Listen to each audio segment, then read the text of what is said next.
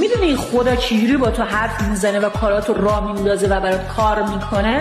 خدا اینطوریه که تو 100 تومن میبخشی، اون میلیون ها به تو برمیگردونه. برای که دعا میکنی اون هزاران نفر رو میفرسته برای تو دعا بکنه. مثل چی؟ مثل طبیعت. ببین اینجوری بهت بگم، تو یه دونه ذرت میکاری یه خوشه ذرت به تو میده، یه دونه گندم میکاری یه خوشه گندم به تو میده. یعنی تو یک کیسه گندم در مزرعه میریزی 10 تا کیسه گندم برمیگردونه. یعنی تو یه قدم به سمت خدا برمیداری، اون بودو با اشتیاق به سمت تو میاد که کاری برای تو انجام بده. کل این طبیعت درس به ما میده، ولی ما متوجه نیستیم که میگه واقعا با خدا باش، پادشاهی کن، بی خدا باش، هر چه خواهی کن.